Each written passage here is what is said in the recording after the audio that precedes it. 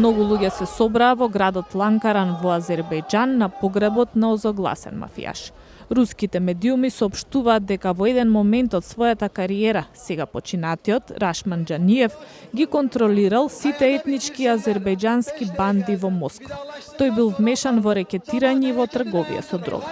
Во 2013 година Интерпол издаде налог за апсење на Џаниев заради неколку кривични дела, како фалсификување, мито и перење пари. Апсењето го побараа италијанските власти. Мафијашот беше убиен во неговиот автомобил во Истанбул на 17 август.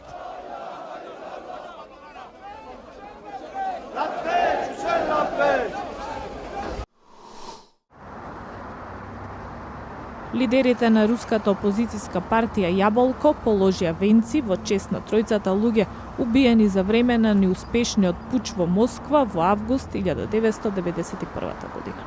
Лидерот на партијата, Емилија Слабунова, рече дека принципите за кои загинале тие луѓе се важна лекција и денеска.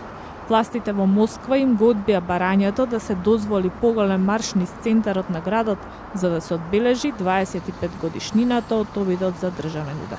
Со државниот удар требаше да се собори советскиот преседател Михаил Горбачов, но обидот не беше успешен, но и покрај тоа Советскиот сојуз се распадна 4 месеци подоцна. Рускиот преседател Владимир Путин сега вели дека распаѓањето на Советскиот сојуз е најголема геополитичка катастрофа на 20 век.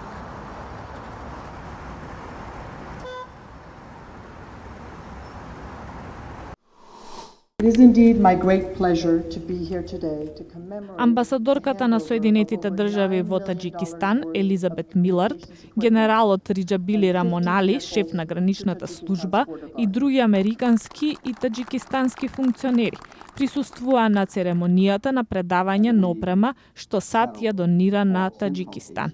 Вредноста на опремата е во висина од $12 милиони.